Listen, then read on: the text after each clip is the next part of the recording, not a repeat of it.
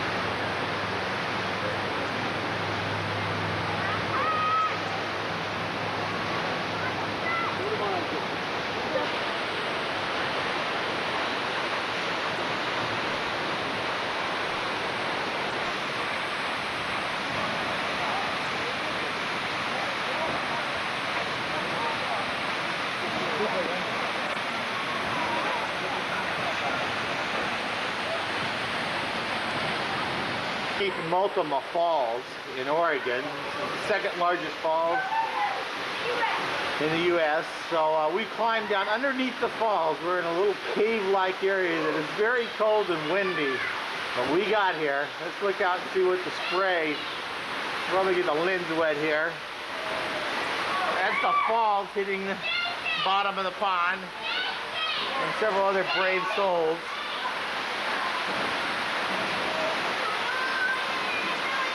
We couldn't get Bernice down here, but I think she's just smarter than the rest of us. What do you say, guys? Great! Very powerful. Yep, very cool. Okay, I'm putting this down then.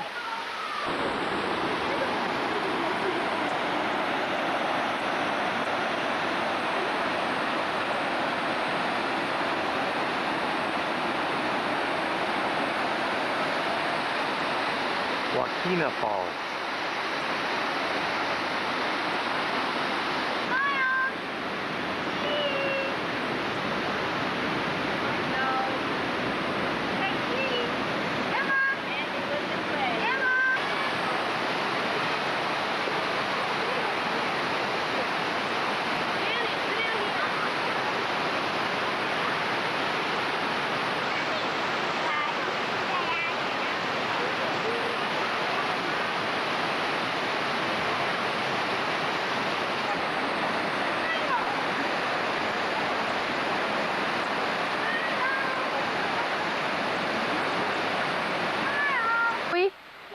Falls. Having fun, guys?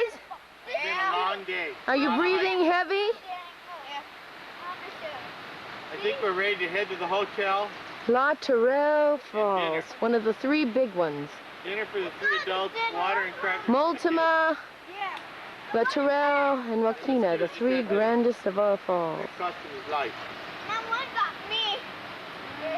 A lot of the rangers coming up the road. He's going to arrest you here. Mama and her flowers. 776 species of wild Well, flowers. now there's 775. House. Locally known as the $1 Million Bathroom. Peter, get your head out.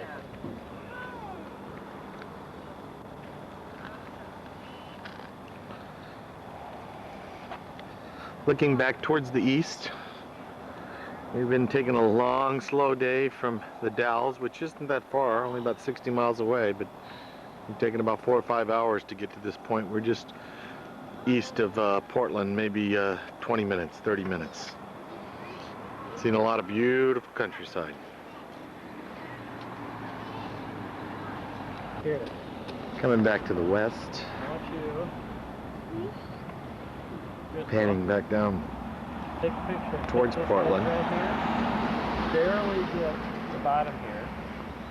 And pick it up that way. Extending out Stand behind you. Okay? Even if there you go. into the distance.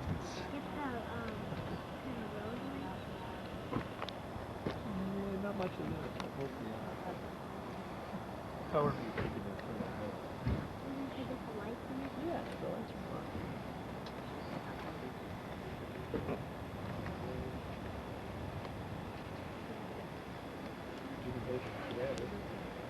fine. Example of some housing in Gresham near Portland. This house here is, I believe it was 127,000.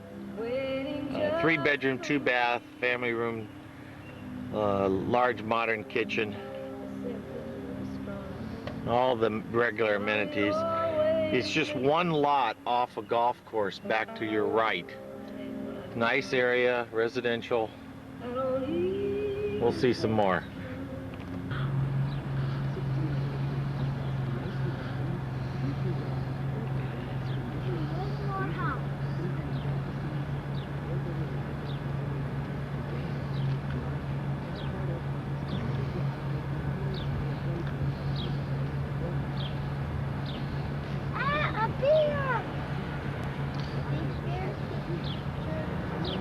Another area not far from the first house.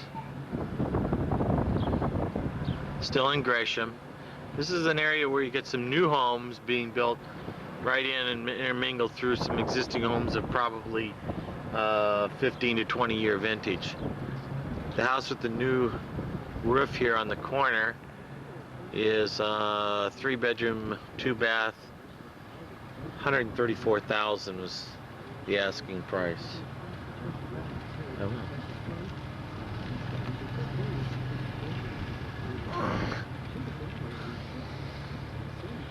Stay wide of it.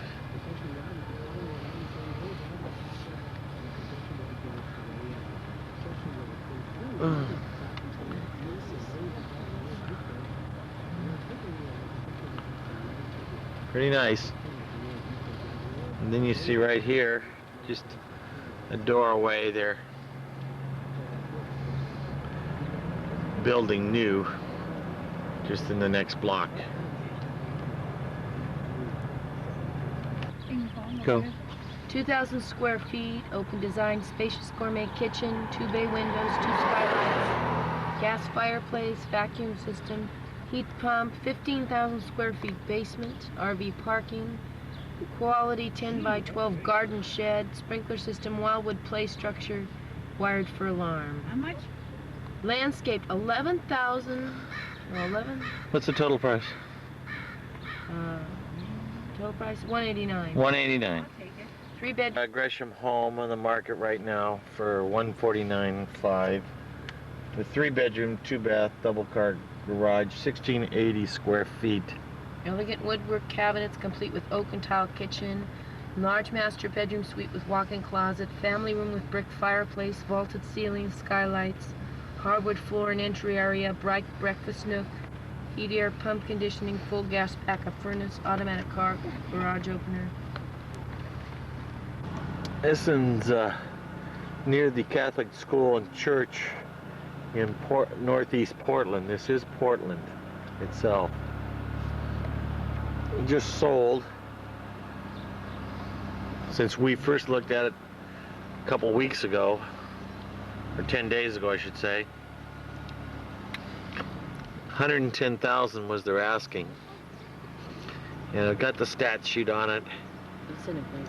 It's in a nice neighborhood. I believe this is a 3-bedroom, 2-bath. It's not a real large house, but it's in a real quiet residential neighborhood with a lot of bigger and better homes around it. Probably the homes around it go for 130 and up a block.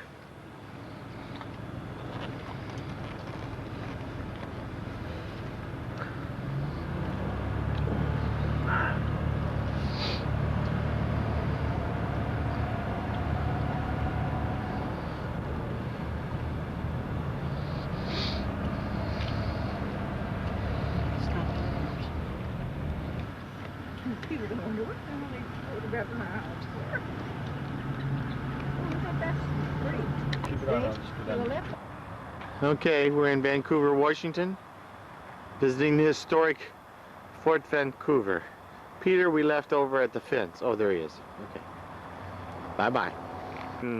Circa 1845. So this is how they lived. And Bernice got a free pass, got us all in for free. At the end of the vegetable garden, a beautiful sitting area, flower garden area. In a few minutes we'll go on into the fort. Okay, let's get on in the fort.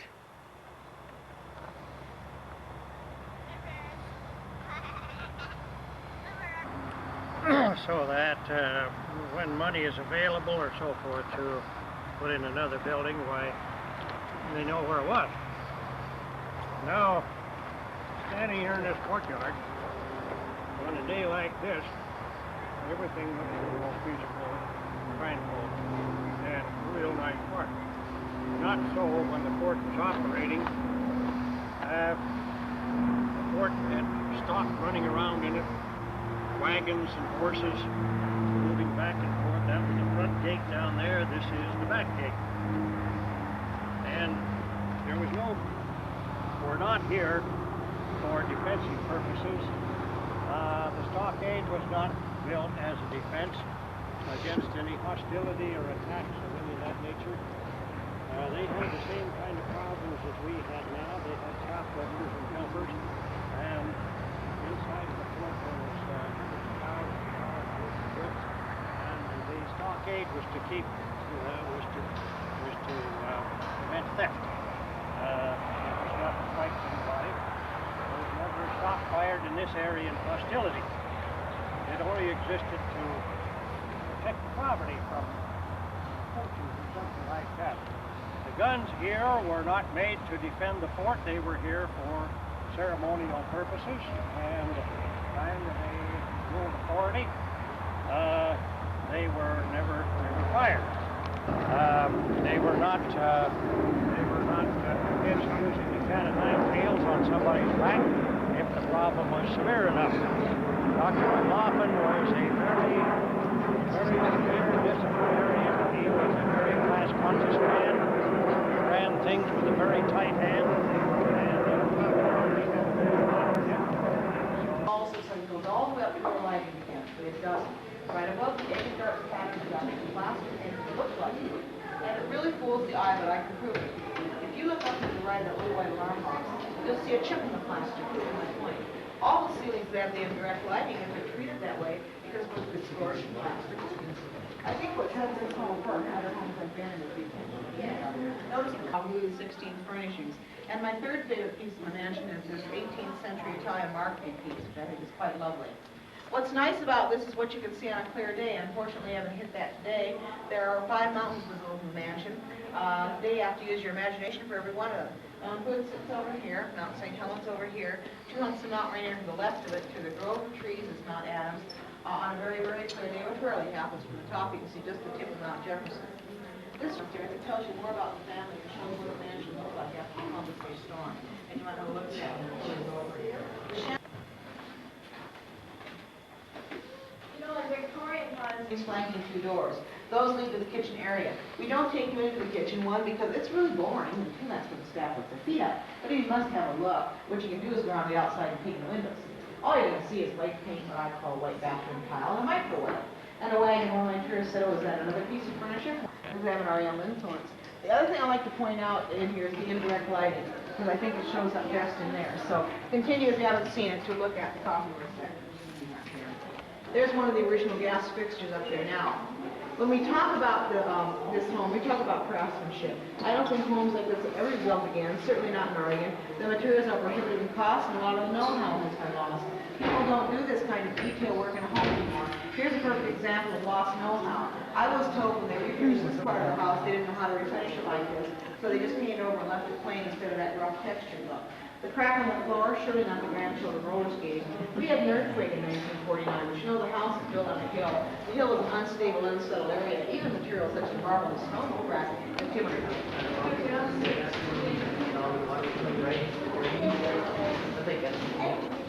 That's the mom.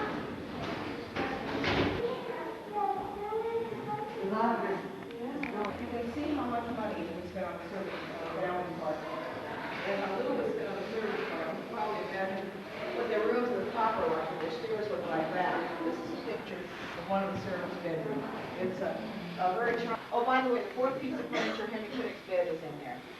Because we're going one identical to it on the other side of the house, but I do like to have you see it because they've done such a charming job of decorating it. What was the sleeping porch? Well, you know the Victorians thought, well, you would too if you read what Harriet Beecher Stowe wrote in the American Women's Home in 1869. Tight sleeping rooms, she warned, are now starving and poisoning more than one-half this nation. To that awful end. When somebody comes to visit you, all you have to do is come open this door to you and put your knitting or sewing inside, and it's tucked nicely out of the way. When she was a wife, you did.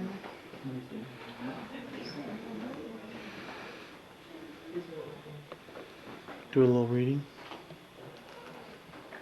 Just a Victorian style. His children, those two charming Victorian portraits on the wall, this is really the darkest of all the rooms. And even if that is fairly light, every room with a view. This was only 220,000 when? A few years back. Pittock Mansion. Such a steal. Mansion like this. I always thought it was kind of funny in the head for staircases for the longest time, until one day I figured out the reason we built such a gigantic staircase. It was so every room could have a view, and they all it's back that you will see in there. But the real marvel of hydraulic engineering is the shower stall. It's wonderful. It has knobs and controls for all kinds of things. First, the Hornmark foot test, heaven forbid to have the water too hot or too cold. Then there's the Mark shampoo, so of course you can do the top of you. And in keeping with Victorian notions of health, there's Mark needles, so you can make needle-like jets of water all over your body to stimulate it. And of course, a good Victorian would not forget the kidney spray or liver spray, because you would want to direct helpful jets of water to those areas of the body as well to keep the temperatures relatively consistent. It's entirely possible to Superman will close out the entire week according to the schedule. But however, it's reasonably wonderful not to have a thought where you're going to find something.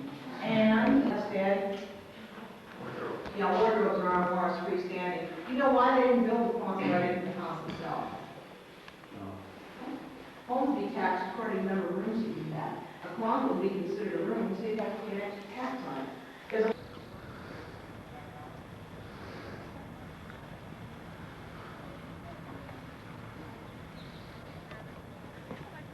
Pittock Mansion was bought in ruin by the city of Portland in 1964 for a mere $220,000. About $1 million in restoration.